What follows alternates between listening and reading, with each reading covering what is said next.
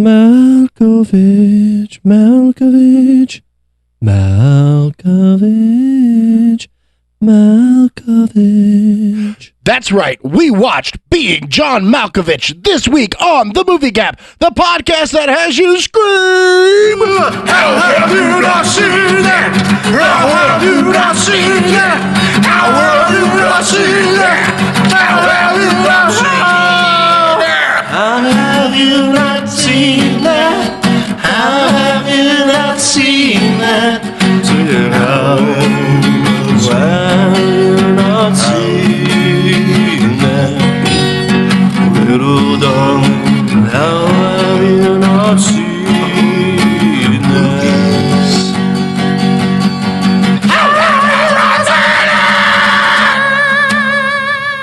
Welcome back, ladies and gentlemen. Welcome to this week's episode of The Movie Gap. I am your host, Chase Austin.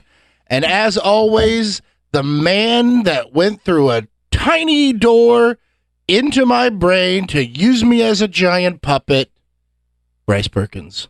Hello, everybody. Welcome to the show. There. Malkovich. Couldn't wait to use that one. No. I need to do the pitch back to normal though, because it's kind of all right here. Muffled. Malkovich. Malkovich. Maybe turn it up a little bit too. Yeah, so before we get started, All right, one more time. Malkovich. All right. that's just going to be a new one that you have now. I'm just gonna do it whenever. Be ready, folks. We will find out what it means when you Yeah. use it. Absolutely. And anytime that we do a Zoom, or Zoom guest, those people will not know what you're doing. No idea what the fuck is going on. Got to figure that out somehow. But That's all right. tech specs, we won't ever figure it out. Once we can finally have them in person, then they will be able to hear. Yeah. So So, and then we will be able to Show me the cock. Exactly. As we require all of our guests to do before they even step a foot into the podcast room. They have to show their dicks and make. Most podcasts will have somebody sign a release. We just have them. Show me the cock. Exactly. If you like the antics that you are experiencing right now, do not forget to subscribe to our podcast and our YouTube page, which we now have up and running, going strong. Yep. It's the best YouTube page ever. It's the best. The people tell us that it's the best YouTube page they've ever heard. People never even heard of YouTube before we did it. There are a couple of comments that are like, these are the best vids. Love your high quality vids or whatever. For real? Yeah. And then, from bots. Yeah. You go to their thing, it's like 3 followers and it's a bot thing. But hey, even bots love is real love. We love them all. Bots and thoughts, baby. I've been watching that, it's on HBO Max. It's called Raised by Wolves. Yeah. It's about Mowgli and love and child care and stuff. It's interesting. Okay. We watched the first 3 episodes and my wife's like, I'm done. Really? So I'm going to have to finish it. It's so interesting. It's super deep and interesting, but like it is really kind of boring too. It's a lot. Yeah, like you watch it, you're like, God, I'm really into it, but I really wish something would happen too. It's a little bit a lot. Yeah. It's Ridley Scott. It's real heady. Oh, really? Yeah, it's oh, wow. I kind of really love it, but at the same time I'm like, yeah, it's also not like good. I mean, it's good. It's not engaging. I'll put it that way. Right, gotcha. Yeah, it's like it's like reading a book. Where you're like, this is good, but like, when do I get to see something? I can only imagine a Ridley Scott series. I can only imagine he has what like will my all heart the feel. time. What? What'd you say? I said, I can only imagine what will my heart feel. What's that from? When I stand in your presence, man, I don't or in know. awe of you be still. Man, I can only imagine. It's a song. It's I know, but now I feel like a fool because I feel like I should know the song you're referencing. It's just an old Christian song. Oh, then I feel fine. In fact, it's so old, they've already made a movie of it about the writing of that song. Really? Yeah, it came out like last year. Oh, okay. That song's from like 2000 or something. Yeah. Anyway. I like to imagine all the people living life in peace. I don't know what you're talking about. You may say I'm a dreamer, but I'm not the only one. I didn't say you were anything. I hope someday you'll join us. And the world can live as well. I'm not joining anything until I read the fine print. Oh, well, that's going to take a while. You're going to want to hire a lawyer. There's a lot of fine print when it comes to this song. Imagine by John Lennon. Yeah, it's I was gonna say, it's a I bet downloadable the fine PDF print- nowadays. I bet the fine print is as much as somebody that might be a paperback writer would write. That's very good. That was a real Bryce joke there. Yeah, it was. Yeah, it was Beatles and dad joke. Yeah, so that's all me, baby. All right. Well, before we get into the film today, Yeah, you got a haircut, I noticed. But I did. what I'm else? looking fresh. What else has gone on this week? Gotta show off my bling a little bit here. This? No, just kidding. Not much. I will say that, new fragrance alert, real quick. Malkovich by Malkovich. So be on the lookout for that again. It's Jewel Thief by Malkovich. Oh, dude. All right. Well, I have a question about that, but we will get to that. Yeah. But I've been good. I will say that I do have something I need to bring up with you. Sorry to put you on the spot like this, but I did do an Instagram story of my beautiful dog Layla, my beautiful Boston Terrier Layla, out on our walk. Out on asking if she was a queen, and I did not. Yep, exactly. I put on there the little meter, the little heart eyes meter, and said, "This a queen?" Because she is. Okay. And the obvious thing to do is to see the bar, and then you see this cute, beautiful mug of this beautiful Princess Layla, and then you take the bar and you slide all the way over, and to where the heart eyes go real big, and then the average answer is 100% this a queen. And then I see that you looked at it, but what? There's no answer to the poll. Nope. What's going on here, Chase? And you know what? Hey, your wife did it too. All right, on her own account. So it's double this. All right. Well, once you've had that dog try to get inside of your mouth, the queen thing is out. Yeah, that's true. She does like to do that. She just loves you. She just loves everyone. She wants to. She wants to cover the world in a kiss. I'm not mad at her. She wants to cover the world in a puppy's kiss, in a canine kiss. So she wants to cover the world with a canine kiss. Anyway, I like that you choose to air your grievances on air. Well, it needs to be said. That's why they call it airing your grievances. Exactly. If you do it on air, if you do it not on air, it's just called grievances. Which we are halfway through November. Maybe I guess we're at Thanksgiving. I think so. So we are almost to the airing of grievances. Oh, Festivus. The Festivus poll will be making an appearance. Okay, good. Or in the next few weeks. Good. On the podcast. That's right. We do have to remember that. When does the Festivus officially start? Well, it is December 23rd. It's the day before. I'm pretty sure it's December 23rd. Yeah. I'm going to the day before Christmas Eve. Well, we don't need to fact check that right now. But yeah. But we will get into this in a little bit. Because I did make the note, or I made one note, because I had a question about that, and I'm glad to see that. I'm happy to see that it looks like I was correct in my theory or in my thought. By the way, it is the 23rd, and it is on a Wednesday this year, so we will be dropping an episode on Festivus. Wow. Festivus episode. You know what we should do? Epitus. We should do one of the Larry David movies. Okay. Yeah, for Festivus? For Festivus. All right, yeah, let's do it. Yeah. Okay. What, like you mean one that he just starred in randomly? Well, there's one that he wrote and was in.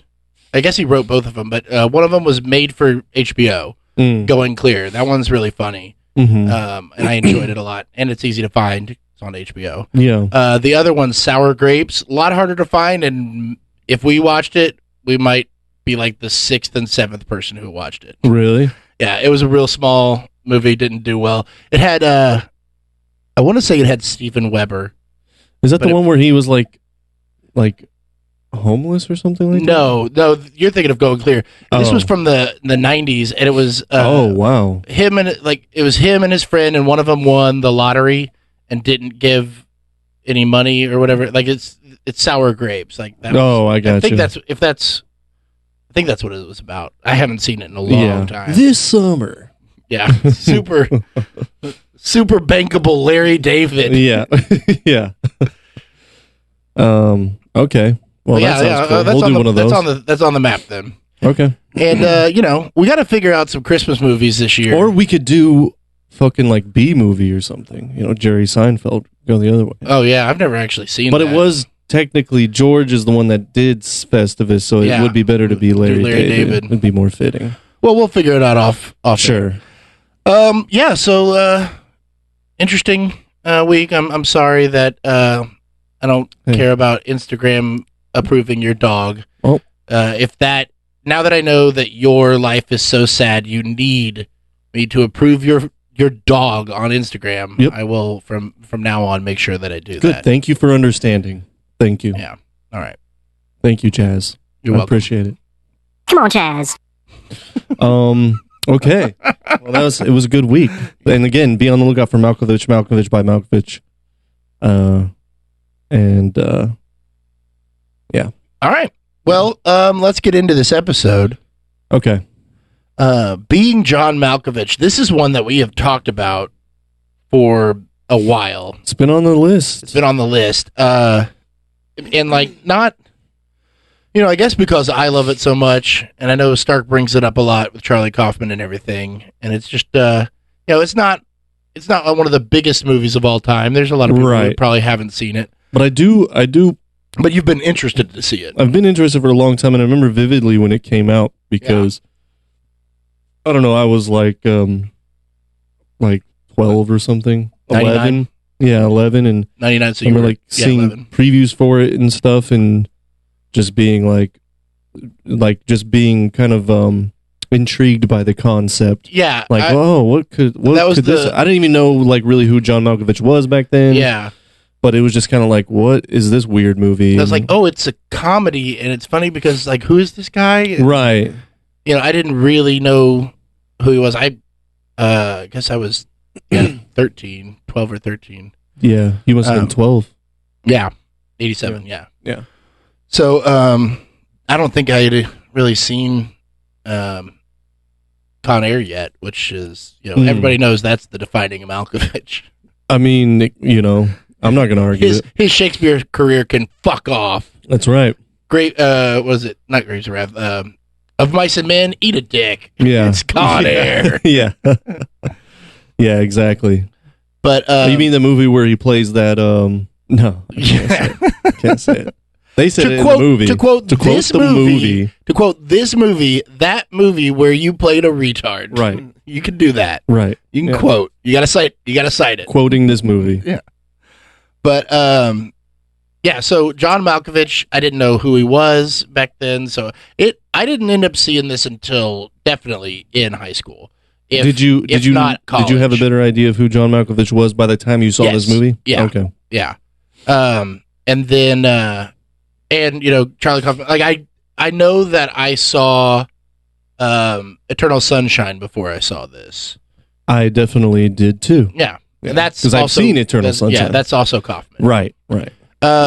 Which I believe is the only movie of Kaufman's that I am familiar with, consciously aware that I have seen. Okay, yeah. You know what I mean? Let's see. Let's go down the list real quick of just the ones that he wrote. He's got that new one that I haven't seen either. Oh, the one that just came out on Netflix. Yeah. Right. I'm thinking of Ending Things. Not watched that. I am intrigued, but it also getting into when you're getting into a Kaufman movie, you got to get in the right headspace. Exactly. Yeah. It's okay, well, I got to really want to watch this right now. There was Anomalisa. I've heard of it. Yeah, that's a stop motion weird one. Okay. I mean, they're all pretty weird. Sounds like a. I'm just kidding. Schenectady, New York. Nope. Schenectady, New York. Schenectady. Cool. Moral Oral. He wrote one episode of that. He was uncredited for the story of that. Oh, really? On Adult Swim? Yeah. Oh, cool. Matt loved that show. Sunshine. Ooh, Confessions of a Dangerous Mind. I seen that before I saw this movie. Confessions of a what mind? Confessions of a Dangerous Mind. Oh, that sounds familiar. Yeah, it's based on a true story of the host of the Gong Show, the original Gong Show. And, cool. And the dating game. Yeah. And he in real life he was a secret spy as well as this game show for The CIA? Yeah.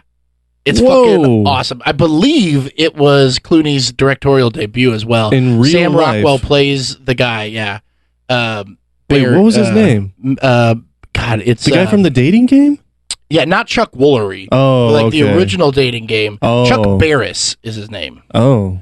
But what are the chances two Chucks? Do you think Woolery got the job just because he had the same first name? Probably. It was like, good Probably. enough. But no, that movie is fucking awesome. Mhm. Like, that is one of my favorites. That's where I was like, I have to watch everything that This guy did. Well, Now I have to go and look up everything about this guy's life. not Kaufman, Rockwell. Oh. Yeah. Oh, because he did love so Rockwell. good. He's so he's good in great. it. Yeah. And then I bought and I have still the actual book that Chuck Barris wrote that they based the movie on. Okay. And it's also nuts. Like, yeah, we'll have to do that someday. It's a All great right. one. Yeah. Okay. Adaptation, we've talked about that. We'll do that soon. We'll be doing that. It's sort of If not next. sort of a meta part 2 to this. Yeah. And then Human Nature I've never seen. So Never heard of that. I have seen a lot of the Dana Carvey show. He did 7 of those. Whoa, he was a writer on the Yeah. Dana Carvey show? He wrote on Whoa. Ned and Stacy. He wrote one episode of The Trouble with Larry from '93. Everybody remembers that sitcom. Nope. Did you watch that documentary about the Dana Carvey show, by the way? Yeah, It was on Hulu? Yeah. That was great. it was so anyway. good. Yeah. Anyway, so yeah, he's Charlie Kaufman is an interesting writer. I can see that. And he's well respected nowadays. So this was He's his definitely first. earned his This was his first movie. He before we get into it, what did you know? You were on that. Yeah, track. so I just remember like seeing previews for it as a kid, Mhm. and then other than that, I really had no idea of what I was getting myself into. Other than I knew that it involved crawling through a door. Oh, okay. I thought you were going to say it involved being John. No, Malkovich. right? Which in a Which it sense, does. yeah. It involved crawling through some sort of like door or Mhm. portal.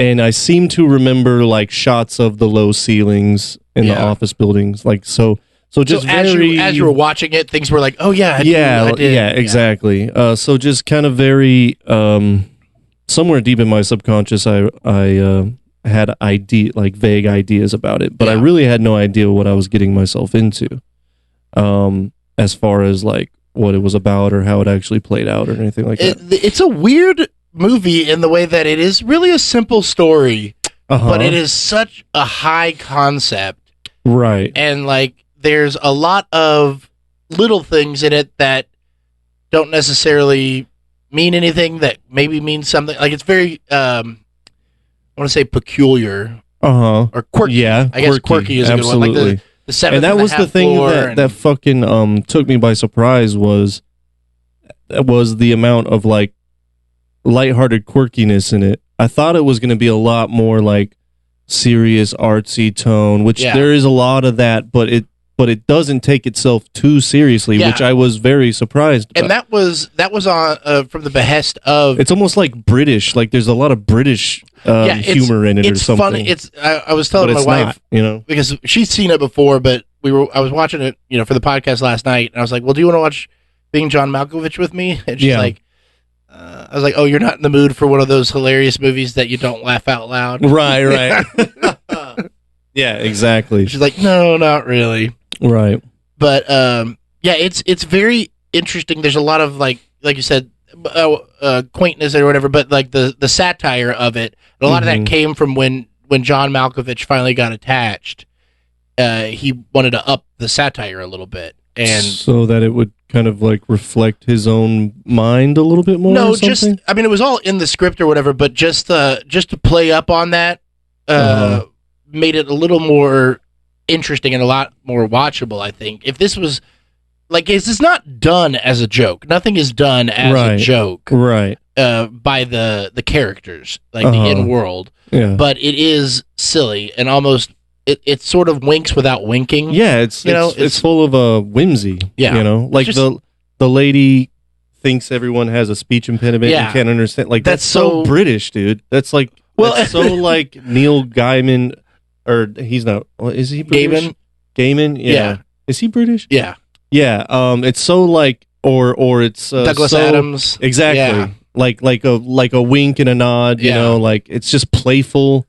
And it was that shit I was not expecting at all. I was like, what's going on here? I love the old man. Oh God, what was it? Lester? Yeah, Lester. Dr. Lester. Where he goes, "It's so nice of you." Flattery. He's like, "You don't have a speech impediment. Flattery will get you everywhere." Yeah, yeah. It's just like how he just so because and like it's like because she it's has Python-esque. Yeah, you know? it's because she has like this doctorate in that study. Like she knows what a speech. So like that's the whole kind of wink there too of just like I think because somebody has a degree in something, they know more than you, right? Even though that they could absolutely be bullshit, right? Exactly, which it was, them, So, there's a lot of that kind of stuff in it, and but it's crazy that we both have pretty vivid memories of this coming out, not knowing who John Malkovich was, right? It not being advertised to 12-year-olds at all, right? And it was a small, it was a pretty small movie. It was Kaufman's first script, and it was Spike Jonze' first directing. Yeah, it was his first movie directing it. He was already doing music videos before, but it was his first film. Yeah. Okay. Yeah, he was married to Sofia Coppola at the time. Oh, okay. And that's so somebody got the script to Francis Ford Coppola, and then he gave it to his daughter and Spike, and then Spike was like, "I got to do this." And so all of these things worked out to get it made, and so when Kaufman wrote it, he wrote it as being John Malkovich, and so once that was decided, then Spike Jonze was like, "Well, it's only going to be that," and so they approached him, and then they try to get producers and stuff to fund it, and then everybody was like, "Well, no, we'll make it something else." Even Malkovich was like, "I love this script. I think it is a great film, but maybe it should be being Tom Cruise." Right. And literally he put that up there. Oh, really? And he was like, "I will produce it. I will put all the money into it, but like I don't think it'll work with me." Yeah. And they're like, "No, it will."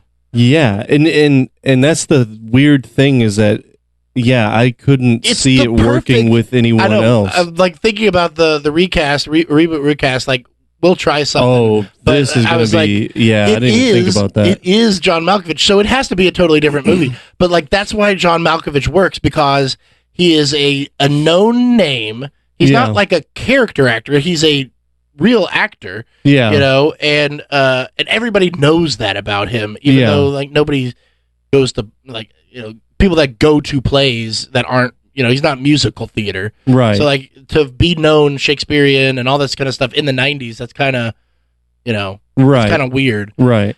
And and not just in like acting circles, So right. like and nobody really knows anything about him because he's not like paparazzi famous. Right. So it's just this perfect character. Yeah, like, exactly. You see the things that he does play, and you're like, who is the you know real what it is? man? He has and especially back then, at that time especially, he was one of those names where it was like, if someone brought him up in conversation, he was one of those guys where if you didn't know about him, you acted like you did. Yeah. Because you didn't want to be like... Well, like John Malkovich in Richard III. Yeah, of course. Malkovich, he's great. He's great. You know what I mean? Malkovich. Yeah. So it's like, what? Because he had that kind of a, like an underground, but he was still like a great actor and was known for being a great actor, but he wasn't...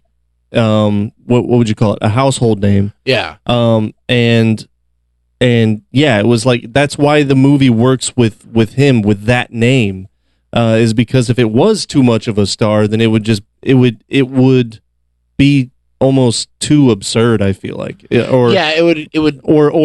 would be like, in a strange way, less relatable, because it's not like this movie there's anything really relatable about this movie, but something about it being John Malkovich makes it way more interesting than if it would have been like being Brad Pitt. Well, yeah, and it makes that little scene when they're selling all the tickets to go in, and the guy's like trying to figure it out. Yeah. Where he goes, so you could be anyone, And they're like, no, you could be John Malkovich. Yeah. Well, that's my second choice. Yeah, that was So just like, no, it's not. But like, yeah, like I'll be that guy. Right, exactly. Yeah.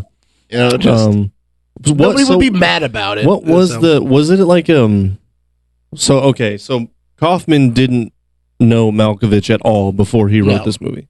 Like as a had no personal relationship with Malkovich like at all, right? This whole to him it was just the idea was okay, John Malkovich. Yeah, so he had been having trouble like getting out of TV. Like we talked about him writing on those shows and everything, and he knew Bob Odenkirk, and like so he started writing this, and Bob read it and was like, "This is one of the best screenplays I've ever read. Yeah, it'll never get made. Yeah, because it's. I mean, how did it? Like this is the weirdest fucking how thing. Did it? Yeah, and especially like it's very progressive without being progressive. Like there's like the transgender stuff in it. Yeah, and way like, ahead of the time of that. And then there's just a ton of like the whole thing is psychoanalyst stuff. Yeah. So it's just a very deep, heady thing that's not presented in that way. Yeah, you know, and like so it's just a weird film,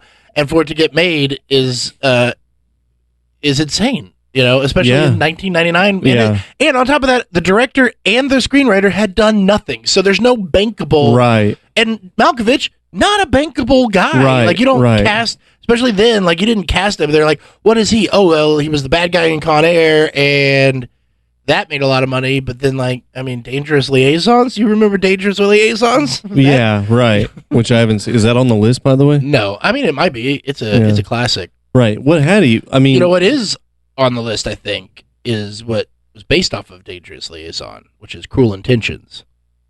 Oh, okay.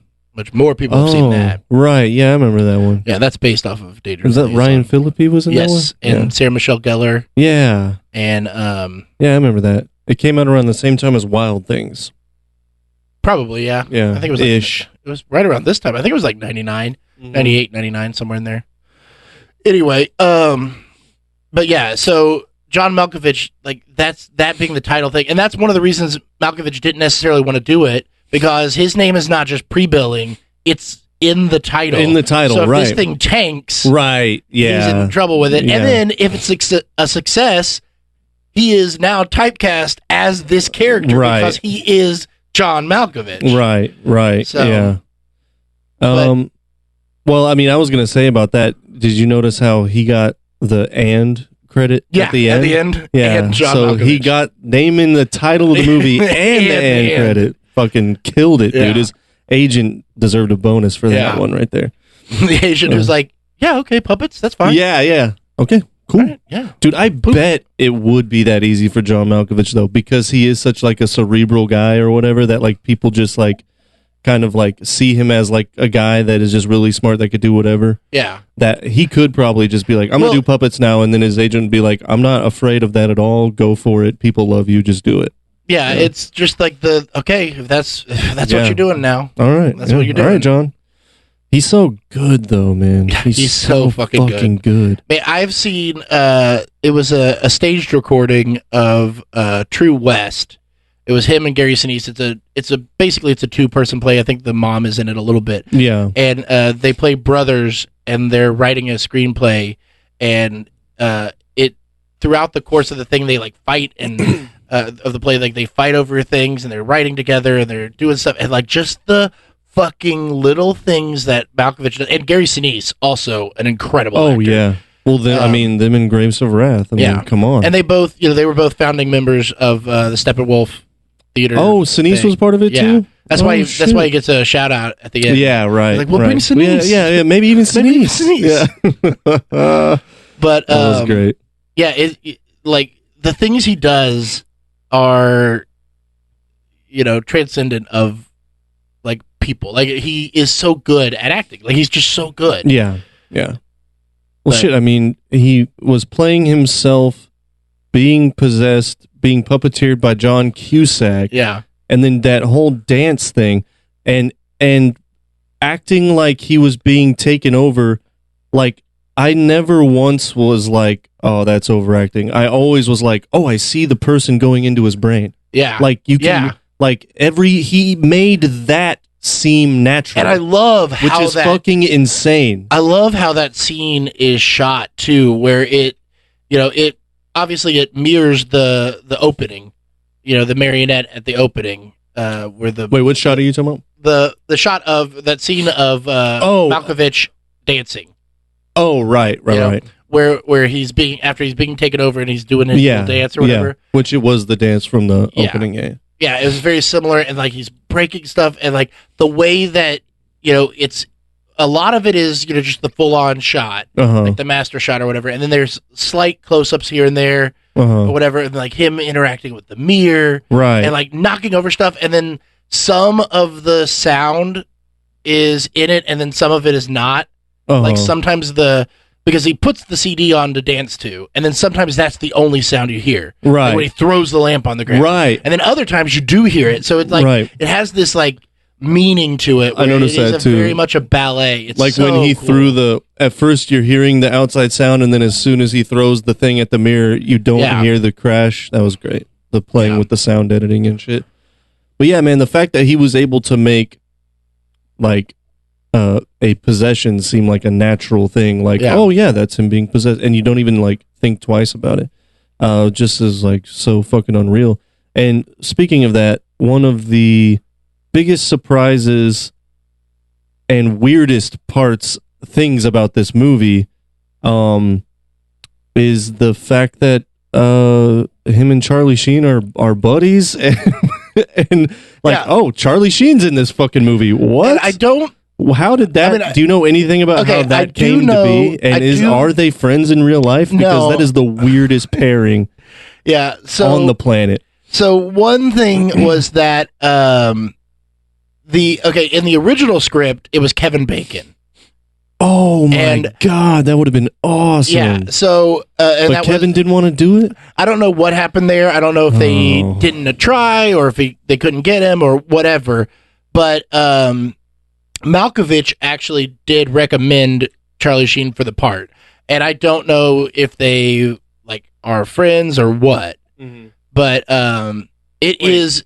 You said Malkovich recommended Charlie Sheen for the part? Yeah. Oh wow. Yeah. So to replace Kevin Bacon, I don't know if it was like I said. I don't know why they couldn't get Kevin Bacon, or if it was already past that. Yeah. They might have been like, well, that's going to cost too much or whatever. Like it may not have ever been offered to him. I don't know that.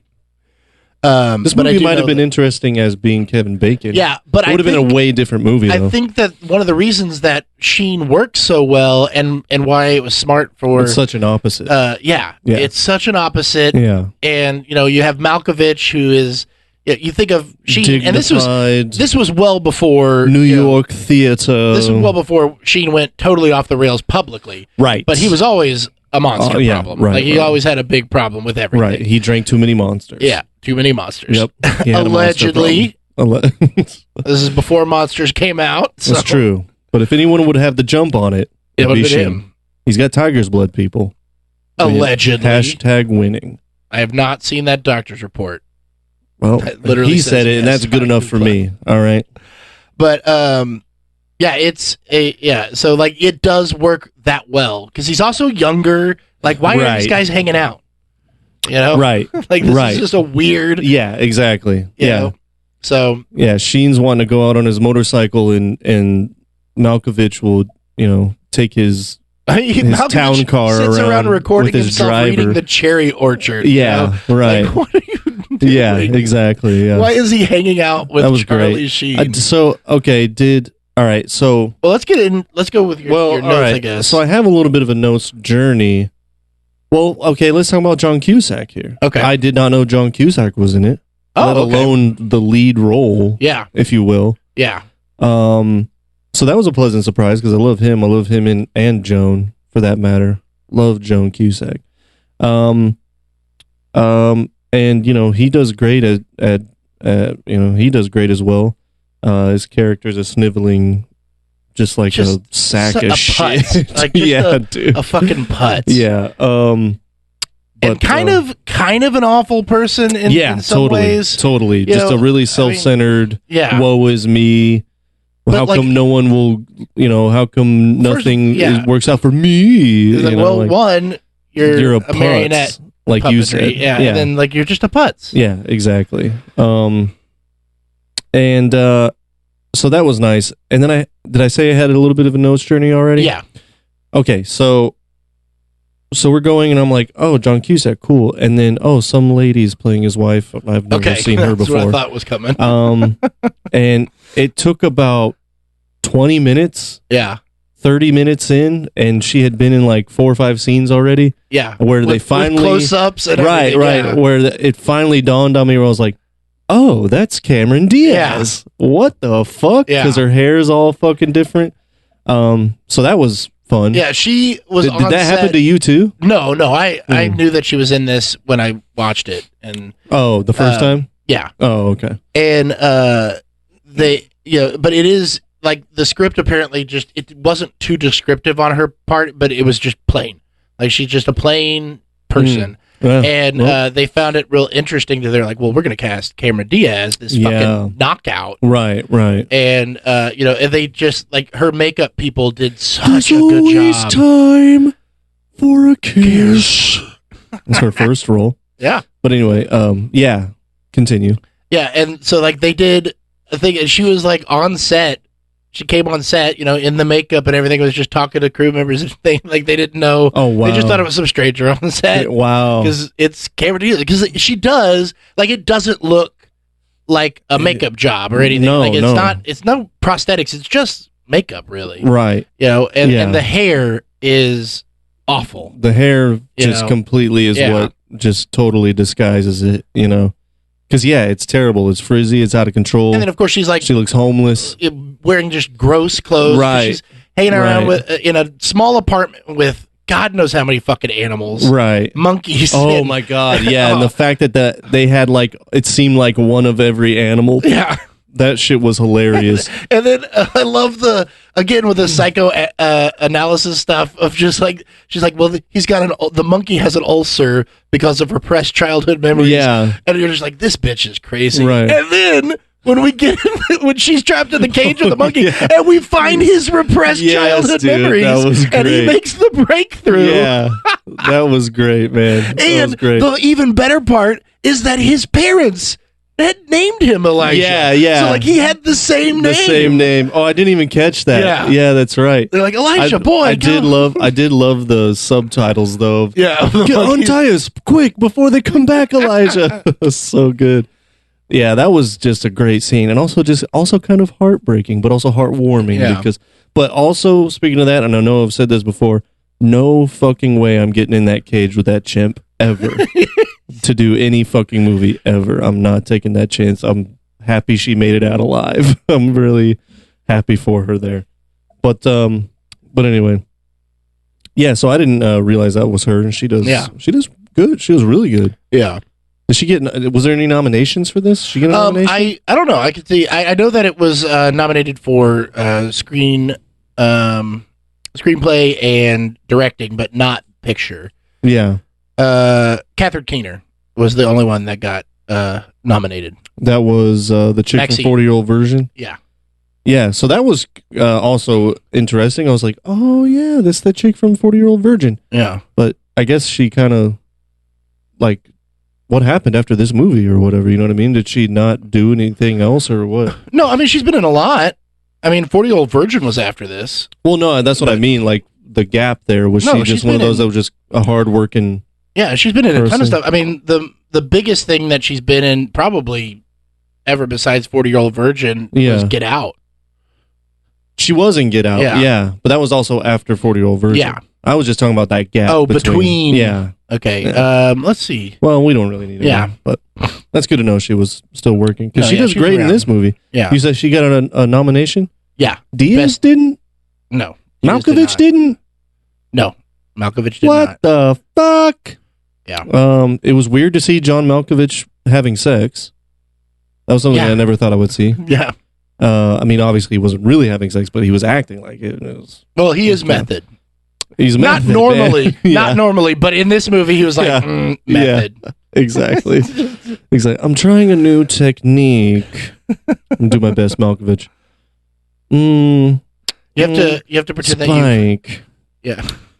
Spike, I was trying a new technique. I can't do it. I feel like he should always be petting a cat. Yeah, absolutely. When Malkovich, have this air about him. Yeah, he definitely has cat petting air about him, or cat holding air. But so that was strange to see, but also just that's what makes the movie what it is, maybe.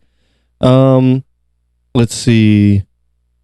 The fucking so what the fuck was that Jewel Thief movie they kept referencing? it's not one. Okay, so it was wasn't. just a inside joke, basically. Yeah, basically it's that nobody knows who he is. Like everybody, what we were talking about. Like everybody knows John Malkovich, but like, why do I know John Malkovich? Mm-hmm. He has since been a jewel thief. He was a jewel thief in Johnny English. Oh, so they were the predicting Rowan the future. Atkinson vehicle. Yeah, but no, at that time he had not played a jewel thief. Oh wow, he did do that. Yeah, such a weird movie for him to be in. Well, it's like he's doing Space Force now, which is such a strange casting. Yeah, that was. I mean, he's great in it, but he must have like a soft spot for comedy or something. Yeah, well, and he's very funny, and he knows what he does. Oh, what is it? What's that thing he said? Wow, I look great. I'd fuck me.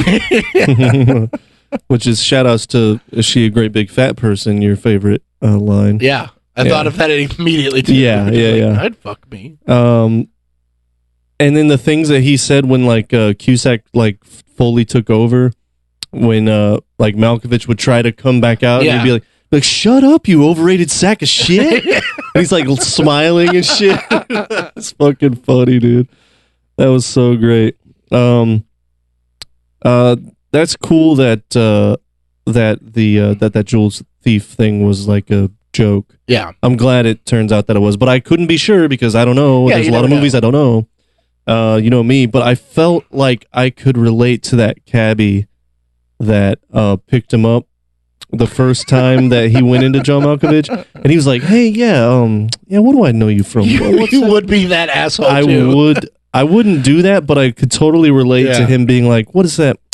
No, that's not it." Like telling him, like, "No." I mean, I get it. Like it's one of those things. It's part of the job, even though it's not part of the job or whatever. Dealing with normal people, right? That recognize you or whatever. Right. But like that's got to be one of the most annoying things. Right. Is where do I know you from? Yeah. I don't know. Yeah, right. I mean, I'm not going to go down my list of credits until we find that one thing. Exactly. Well, it's like when people walk up to me on the street from us doing this. Yeah. I'm like, well, hey, listen, I love you. Thanks for watching, but are you on the Joe Rogan podcast? Yeah, they're always just mixing me up slightly less successful. Right, exactly. Yeah, so they always say things like, I get this one a lot. Aren't you Brad Pitt? Oh my god. Like, come on. Dude, come on. So offensive you can't even learn my name, Yeah, they're always like, hey, aren't you Hagrid? You? Yeah. Yeah. Yeah, I am. Yeah, I would just go ahead and take credit for that one. I would just start charging per autograph. Michael Stipe was a producer on this, which was interesting to see. Yeah. That must have been through Spike Jonze. I'm sure. Spike Jonze connection there. But I could also see Michael Stipe kind of looks like John Malkovich too. Yeah. John Malkovich could play Michael Stipe in a biopic. And the fact that Spike Jonze, so like I think that's part of what got it made is the fact that he wanted to make it so bad. Mm-hmm. And even though he ended up making it good, even though he's a first-time director, he had a lot of connections. Like he had the ability to get some money put together with these, artists that he'd done music videos for and everything like that. Yeah. And they, I'm sure they work together. They get excited. They can tell he's excited. They're like, well, this will do something. Right. And because to be a producer just basically means you got to be a money guy, right? Yeah, or like an exec producer or something like that. There's the term producer has many different meanings now. Yeah. Originally, it is you work hard on the picture as well. Oh, okay. You run things and stuff like that, but it also just means that you gave money, right? Because when people invest in a movie, they want to be part of that movie, and they want it to sound Like when you're trying to be like, would you like to give me money to make this movie? Yeah. Somebody's like, I Yeah, don't know. fuck your would movie. you like to be a producer Right. of this movie? So like Right. that was, so there is, it depends on like the hands-on, that kind of stuff. Like a UPM, a unit production manager, that's real heavy duty working on the thing. Yeah. And then there's, producers like, that work. I don't know. It depends on the producer. It depends on the picture, Okay. really. So somebody like Michael Stipe, probably just money, Yeah. and then they show them the movie and they're like, I don't like this, I don't like that, something like that. They might have some say, Yeah. but I don't think he was on set helping out. Okay. Well, I remember one time I had to go. I had to I was in public, right? I was out shopping, and sometimes nature calls, right? And I was like, man, I could probably make it. Let me just hold on. I think I can make it.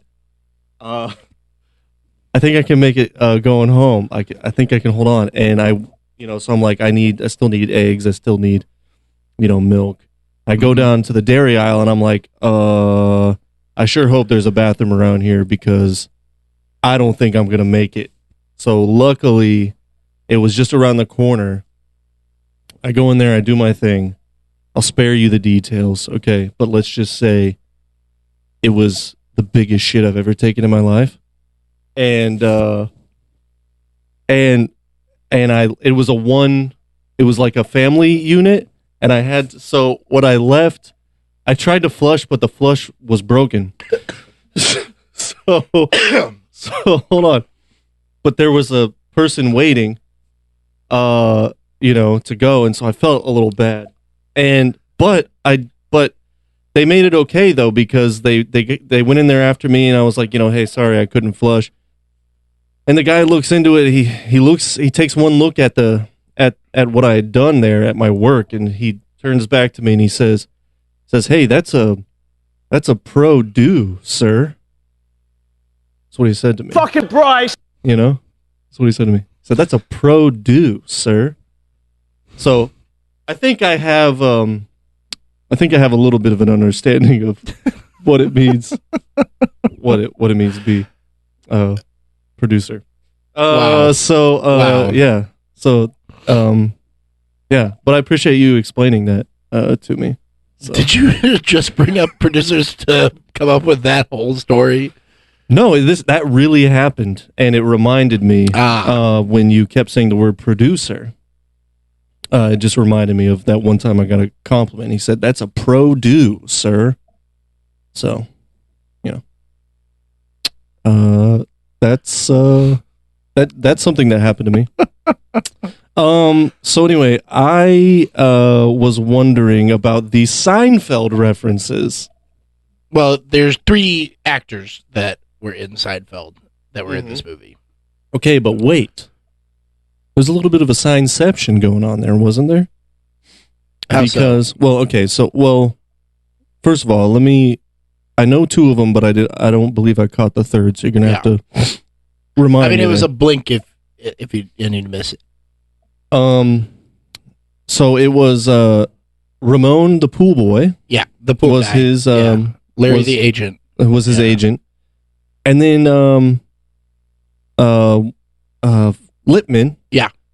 Richard Fancy. Pendant Publishing, but see, he was sitting there like he had the books there. So it looked like he was playing Lippman. No, he was Johnson Hayward. Oh, that sucks. Yeah. I was hoping I was hoping he was playing Lippman for Pendant Publishing. The only one that you missed that I caught in there was Ned Bellamy, who played Derek Mantini, who was the great puppeteer. I think it was just like a quick shot.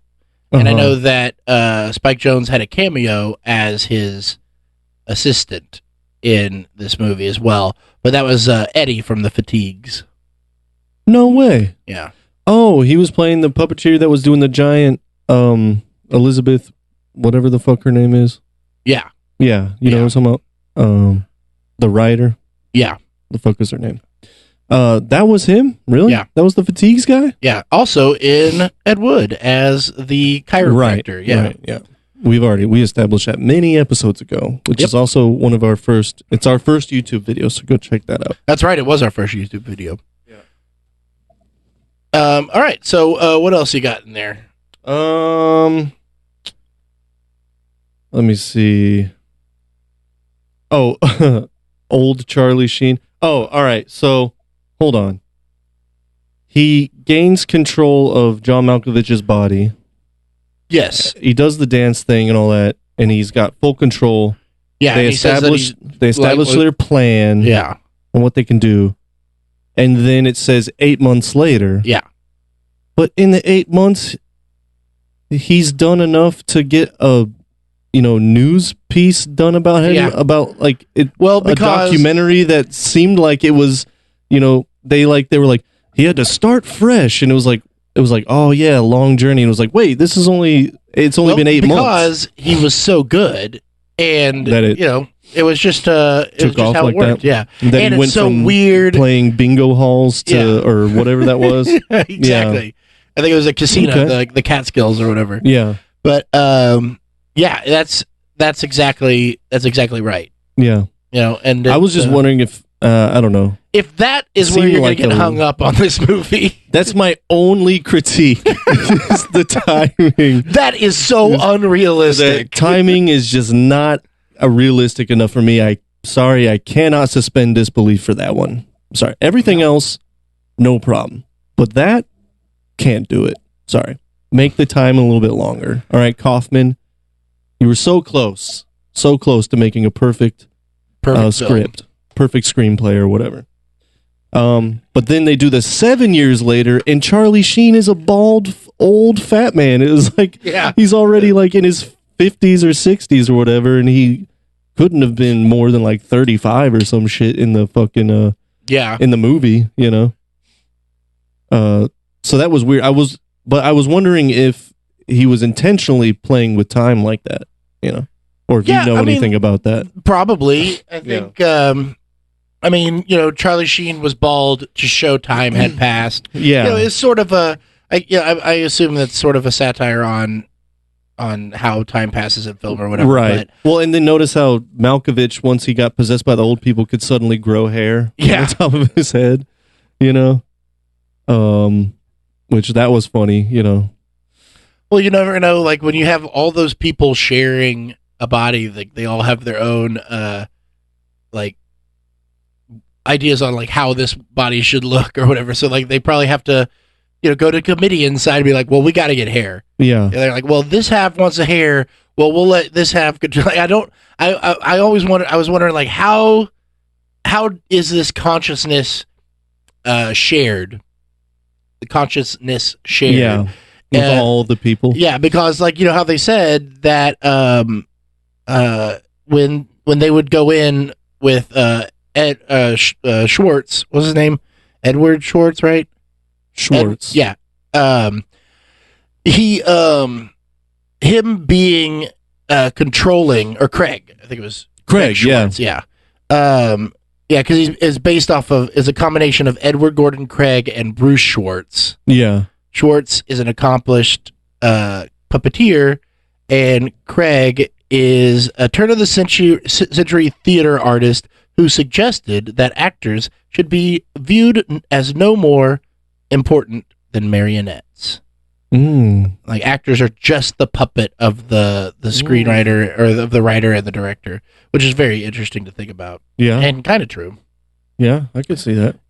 Like why are we giving all this money to the puppet? Right. It's not their words, but anyway. We have Canon Films to thank for that. Yeah, yeah, we do. But anyway, Schwartz has such a tight grasp on him that they would all be thrown into subconscious. So, like, how do they all share his right? There must be some kind of an agreement. Yeah. Well, that's why they they decided to bring her along. A big case of split personality disorder. Though. Well, there's a whole bunch to think about with psyche and everything, and who a person is, and even the way that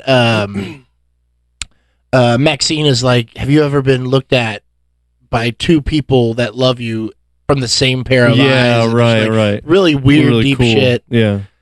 And it was pretty interesting of the not Maxine, what was his Lottie, where when she got the second she got into Malkovich's body, she was like, I want to be a man. Right. This is what I was supposed to do. Right, That they said transsexual because it hadn't been changed yet, but transgender. Right. Oh yeah. And they that whole thing is interesting, but then she didn't end up doing that. She ended up staying a woman. She just was in love with Maxine. So there's interesting things there, but I was gonna say they took the long route to lesbianism. And the way that Maxine's character was, it didn't make sense to me that she really did love Lottie. It seemed that everything that she talked about, she's getting what I want when I want it. But I could see her after going through all that stuff and realize, like, going all in with one of them, and realizing, oh, this isn't the one that I really want. I actually hate this guy. I think part of that has to do her with being like, I could see her overcorrecting and falling hard into the Lottie direction. Yeah, well, I think it kind of, the motivation made sense to me. Yeah, I think part of it has to do with the fact that she was having that child. Right. You know, so like I think then she knew that it was Lottie's or whatever. Which was also interesting. It's like the person in there, like technically, physically, it was John Malkovich's kid. It's not hers at all. Right. Yeah. But the person in there is the one that she's given the credit to, because that was the one who she was really having sex with in her mind. At that point, she was just a voyeur in Malkovich. She wasn't ever controlling Malkovich. Right. No, that's true. So there's also the difference of consciousness in like who is John Malkovich when somebody else is in his head, but they're not controlling him. If they're just watching, right? Yeah. So there's a lot of weird things that you could really unpack in this film. It's cool because it's just the idea is presented without telling you what to think about it too. Yeah. It's just there, and then you can draw your own conclusions on, what it would mean. And which is, it's nice, it's refreshing. How fucking trippy is that subconscious sequence? That was so great. Yeah. Oh, and so, dude, I wonder, that's what I had a question about. Did John bring forth any ideas for it? No, that was made up. Okay. Yeah. I was wondering if John was like, because watching it, I had no idea who even wrote it or whatever, so I had no idea the level of influence Malkovich actually had on the movie, so I didn't know if he that's was just like, let's make it real. Here's some real things that happened to me or whatever. No, that's just playing with the idea of, Freudian hiding things in your subconscious. Right. And he's sitting there sniffing the panties. and everything's going on, and because it's memory, they're not interacting with it. Right. And then, I'm sure that is something like after him writing that and seeing it, I'm sure that's where he was like, oh, I want to play with this some more, and then go into Eternal Sunshine, because it's all that. Yeah, exactly. So right. And dealing with memory and all that kind of thing. So it's but that scene is so cool, or that segment is so cool of just running through it, and like the way one door comes, going up. It's like it's just really neat, and I can't ever get the image of just John Malkovich in a tweed suit smelling panties. Yeah, right. Whose panties? Yeah, exactly. Where was he? And he was like an adult too, So here's a question that I came up with. Or the chick, when he's sitting there with the chick and she's like, "You're creepy." And he's like, and he's got the long hair, of course. Yeah. When he's younger. And he's still flowing hair. He's still very much 44. Right, right. They don't do anything except give him long hair. Yeah. But yeah, the something that I had a question for is after this last watch. So the people that wanted to go into John Malkovich to, continue living. Mm-hmm. So one, where does John Malkovich go? Like, does he get pushed into the subconscious? I guess he does. I assume that's what happened. So we'll make that assumption. Yeah. Right before Maxine goes into John to get away from Lottie because she's going to shoot her. Mm-hmm. And she's pregnant with the baby. Mm-hmm. And Lester yells after her. He yells, "Oh, you can't shoot her. She's carrying John's seed. That's the next vessel or whatever." Mm-hmm. And then we find out later that Craig is in there. Yeah, that Craig is in there. And like the guy said, after that, you'll get put into the next vessel. Yeah. And it's too early. You'll be stuck in it forever like he Right. was. So does that mean that that Lester is in the body of John's dad? So that's what I was wondering. Yeah, I had 'Cause that he's clearly same not. question because the big question comes back to, wait, then why is how did the it- vessel or why is the portal attached to John Malkovich? Yeah, it never It never explains that. No, Yeah. it doesn't explain that, and it does explain that where it goes by lineage, like they know that. So Right. why would it have skipped to just John Malkovich? Right. And it would have, and like Unless you could they're say that it could have been his mother, but we already know who the prior vessel was. It is that Lester guy. Right, exactly. Yeah. So like that is a major hole. It is a big, a little bit. But Yeah. but Kaufman seems pretty detail oriented. I wonder if he just meant it to be. You know? No, he definitely didn't mean it to be his dad because No. I wonder if he meant it to be a big hole that Oh. is meant for you to think about. I wonder if that he was just, it's like his own little fun way of playing with the audience. Well, Like, I think I realize this is the big hole, and maybe I'm thinking about people trying to figure it out is hilarious to I me. think he just got himself written into it, and like that's just how it had And he to just be. said, fuck it. Yeah, Which is you like, just have dude, to go. sometimes you get into the corner, the best way to And, get through you know, is blast it At the end open. of the day, it's just a movie. It's not a real Right. world, so leave Right. it alone. Yeah, no, exactly. And it didn't even occur to me until this time watching it. The time pass, I can't get over that one. You can't Not get going to over let that one go. Nope. Can't get no, over sir. that. Can't But I get do over know that. So one of the ways, like the way he came up with this movie, was he Kaufman, is that he realized he worked better writing with a partner because when you write on television, like you write with other people, so he was having trouble getting something out by himself.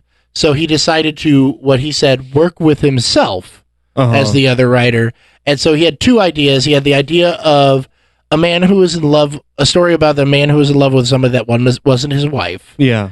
And then this idea of of a puppeteer who figured out a hole to get into John Malkovich's body. And so he put the two together, which like one is like the super high concept thing, and then the other is like kind of nothing. Yeah. So he put those together, and this came up. But I do have a little bit of the storyline that was changed. That was the original like draft kind of thing, original script or whatever. So give it to me, baby. yeah, instead of Craig making Malkovich a famous puppeteer, he announced that he was, in fact, in Malkovich and puppeteering him. So he was the puppeteer still in Malkovich. He was still getting credit as Craig. Yeah, and he was doing a one-man show in Las Vegas. And then Mr. Flemmer of the Merton Flemmer building, that we never really meet or anything like that, that is the devil. And the devil tries to convince Craig to get out of Malkovich so he can get into Malkovich and take over the world. And then Craig and the Great Mantini have a world's best puppeteering challenge with each other. And Flemmer gets into Mantini's, or Flemmer controls the puppet that is of Harry S. Truman that Mantini's holding, so it makes his puppet better than Craig's, and it all culminates in Flemmer, the devil, raising the real Harry S. Truman from the dead to come into the audience and tell them all to vote for Mantini so that Craig is defeated, and he leaves the vessel of Malkovich. And then Flemmer and his company, they take over Malkovich, and then they have him rule the world. Oh, wow. And Craig and Lonnie reunite, but then it's revealed that the Great Mantini is actually controlling Craig at this point. And then Flemmer is controlling the Great Mantini, and when Flemmer laughs, his throat looks like the tunnel to the vessel that goes into Malkovich. And that was the... Oh, wow. So it was like, what? What? Yeah. This is too much. Yeah, let's just go with the whole of like Lester should have been Malkovich's dad, but he wasn't. Right. Yeah. I'll take that. I'll take that. Over all that. Yeah, that's a lot. So, did That's you a have lot. anything else you want to talk about? There's one more thing I got here. No, go for it. So we talked about it a little bit, and it occurred to me, and then I did some research, and I found out I was not the only one. Okay. Catherine Keener, Maxine. Yeah. She's in this movie about removing people and becoming people. Yeah. Get Out. Same fucking thing. Yeah. Yeah, the sunken place, and like even like the sort of like the visual at the end of him Sure. like seeing through their eyes but being Yeah. way far away. Yeah. So I was like, wow, that's weird that it's like kind of connected, like, you know, or whatever. Boy. So then of course Oh no. there's like fan theories that this is a sequel. Oh boy. And that Catherine Keener is so this makes no sense to me because it's a totally different Because style. fan theories are stupid. Well, and like this is going in through a portal, and like Get Out is hypnotism and Right. removing brains Right. and way more weird science it's trying fiction. too hard. This But is a try-hard fan theory, and nothing worse than that on the planet Earth. yeah, and then so Jordan Peele, he responded to this saying that it was not his intention when he created Get Out, but he still likes the theory. Yeah. And he has actually discussed it with Spike Jonze. Because Who?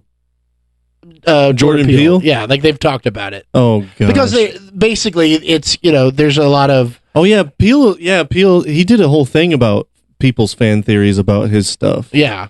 He's like a fan of that shit, which I Yeah, don't. which That would it- drive me nuts. It gets people talking. That's what makes your guess, shit yeah. last, longer. Yeah, sure.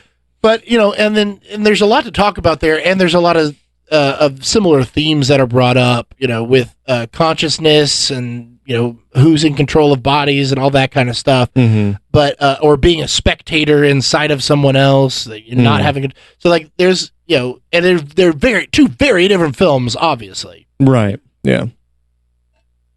So here's my question: Mm-hmm. is this film? What is this film? Is it a comedy? Is it a drama? Is it a tragedy? Is there a happy ending? How do you feel? It's a little bit of all of it, right? Well, do you feel like is there a happy ending at this movie? No. Or, No. I No. guess you could say that Maxine and Lottie have a happy ending, but I feel like Maxine is a terrible person and probably Right. bad for Lottie. Right. And Lottie is just such a sad fucking Right. character. And then it literally ends on like someone in despair, although the guy's a piece of shit. Yeah, fuck And- that guy. But And he's it's like, still, it sucks. look away, and he can't. But really, I think which is just like a really sad ending. yeah, and that's what makes it the real loser in all of this is John Malkovich. Right. 'Cause, like, now he's either not yeah. himself at all. At best, he's like what's his name? Like Schwartz at the end of this, where he's just like seeing someone else live his life. Yeah. At worst, he's trapped in his fucking subconscious, Yeah. which we saw, Right. and it was all bad shit. So in Shakespearean terms, it would have to qualify as a tragedy, right? Well, I mean, And a not tragedy, not a comedy. yeah. Well, a tragedy is basically where everybody dies. More Well, or I thought less. that it's- back then it was two things. if it ends happy or if it doesn't. Yeah, if Yeah. your protagonist lives or if things work out for the protagonist, it's a comedy, and if not, it's a tragedy. You know right? what? It is a comedy because it ends in a marriage, and comedies that's how you can tell Not it for was a the comedy. protagonist. No, it doesn't matter. It ends in a marriage. Wait, who? No, who gets married though? Well, You're I guess, assuming a lot. Yeah, my I'm friend. assuming. Okay, I'm assuming all that right. they get I'm gonna married. need you to slow your roll there, Chaz. Well, at least a civil union, maybe. I mean, Possibly. it's not. John Malkovich doesn't even end up with his own kid. I know, right? And that's the other thing is that he has a kid. Yeah. Anyway, but that last shot of him being like, "Look away," Yeah. and then like you're seeing like it was just like, oh boy, that's a downer. That's You know? pretty much. And but that's the other thing is that I don't feel for Craig at all No. because it's just this weird Sucks. immediate lust thing that he had Right. for her, and she Right. was awful. Right. Like, she was always awful. Well, that's another cool thing about the movie, though, on a different level, is that like even the people's like emotions and motivations and interests and the way they talk to each other are all absurd and on some level or another. Yeah, you know? like there's not a lot of...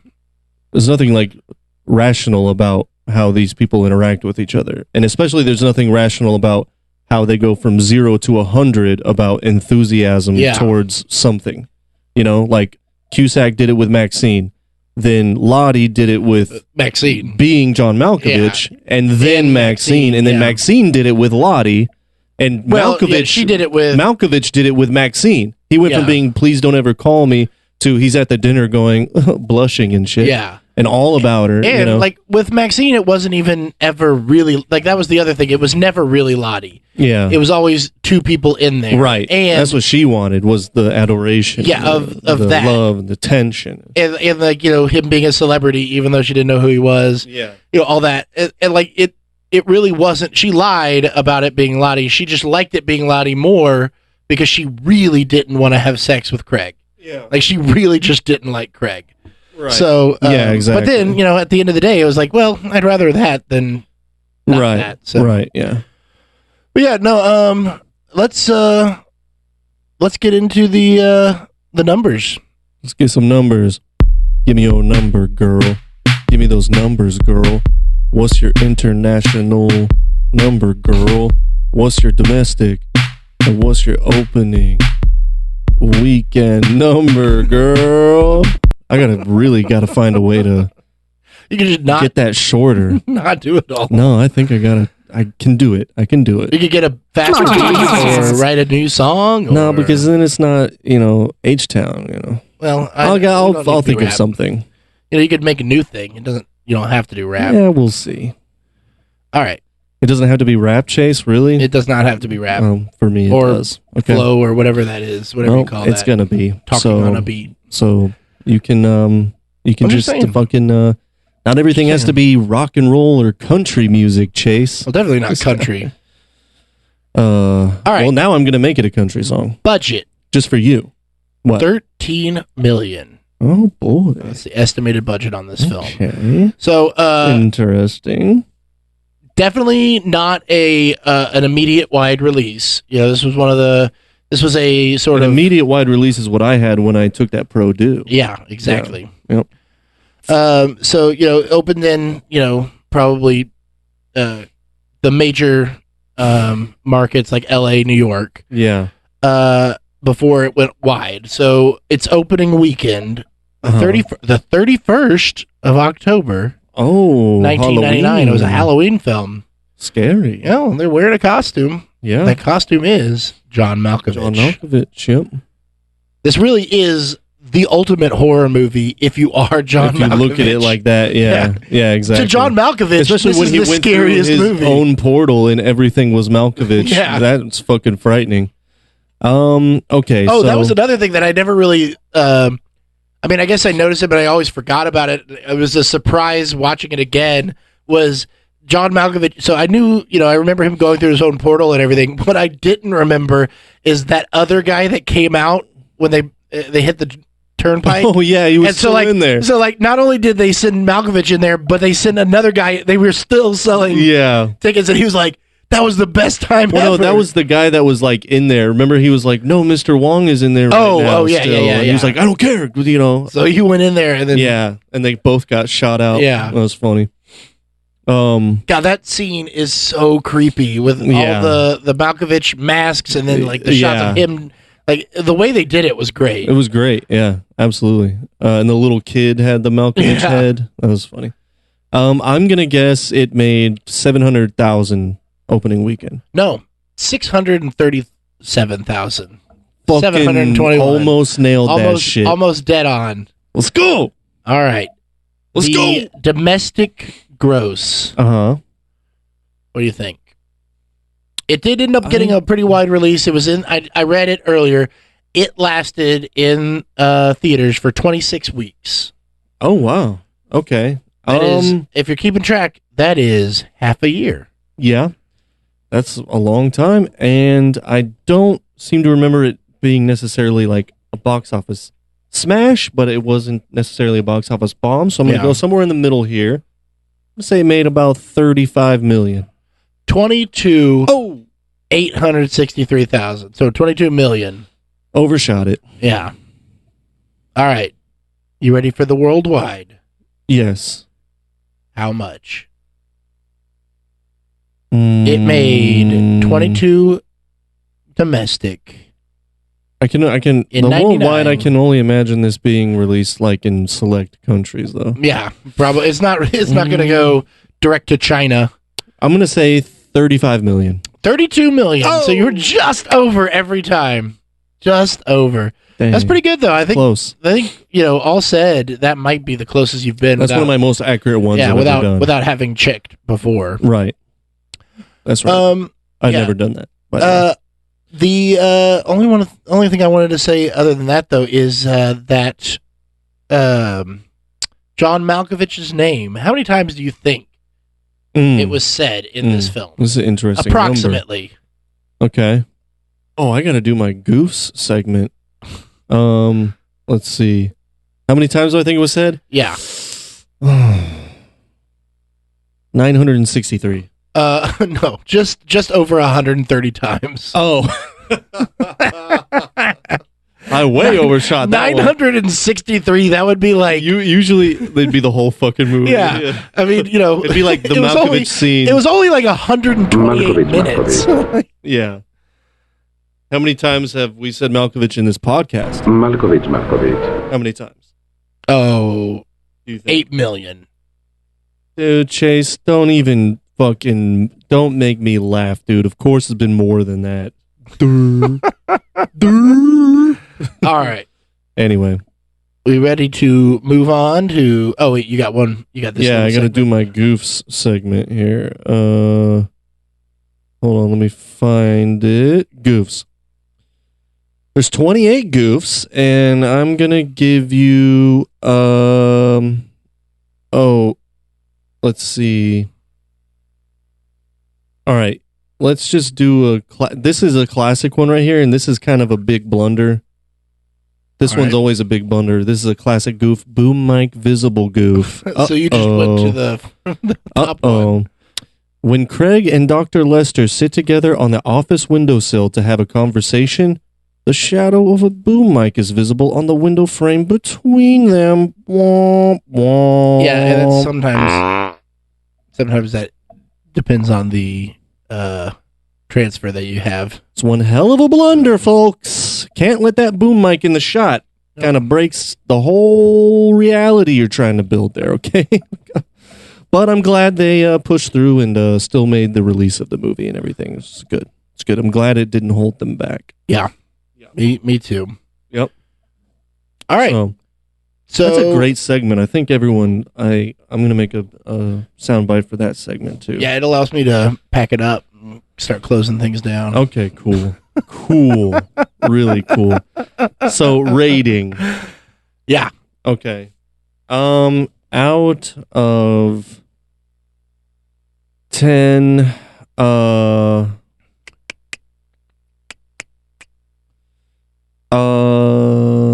Let's just say out of 10 birds waking you up in the morning, telling you to wake up in the morning. Yeah, you don't even remember that part, do you? Just the bird that was like, the wake obnoxious up, bird. Craig. Wake up, Craig. Don't put me in the cage. Yeah. Or how about this? 10 punches from the public. When he's doing his show. But it's also like, I don't punch the guy. He wasn't. I know, like he didn't even ask questions. No. But again, the motivation. But it is there. It's just kind of like, yeah, and they are in New York. I love the fucking when Malkovich goes through his own portal, he starts to walk off. Hey, fuck you, Malkovich!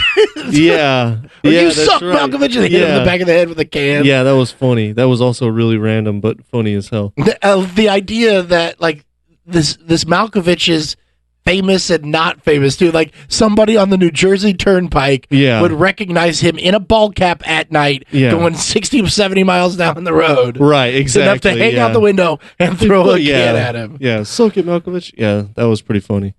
Out of 10, John Malkovich humps. You do that too, because he humps. Out of Malkovich. Oh, yes. We'll do it like that. Yeah. Out of Malkovich's, I give it Malkovich's, which translates to 8.5. 8.5. All right. And I'm curious, where would you put it? I think it's a 9. I think it's a 9.5. Okay. Yeah, it's but pretty, 9.5. Yeah. Okay, interesting. I love this movie. I loved it too. It's a lot of fun. I can't wait to do adaptation. It's super. Like I like it. I do find it super rewatchable, but not. Like, wait, is adaptation Charlie Kaufman as well? Yeah. Oh yeah. Okay. Yeah. All right. For some reason, I thought you didn't say that when you were listing these things. No, I did. I remembered incorrectly. Yeah. I did have a one tidbit though that I read about the movie where John Malkovich's preparation, like on set, what happened on set.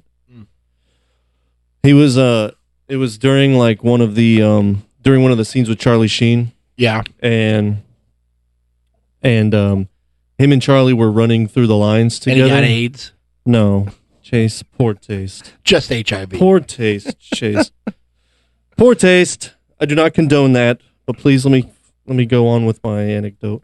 But him and Charlie were running through the lines together in the trailer beforehand. And there was something about the way he was trying to say, what if it's some kind of fucking witch or something like that? Yeah. And he just like couldn't get it right. They were going over it for like 2 hours, which is a long time to be going over one scene. Yeah. Charlie was getting a little antsy. He was starting to, like, the longer and longer it went on. Wrap it up. My battery's dying. The longer and longer it went on, the battery on this? Yeah. Why don't you plug it in?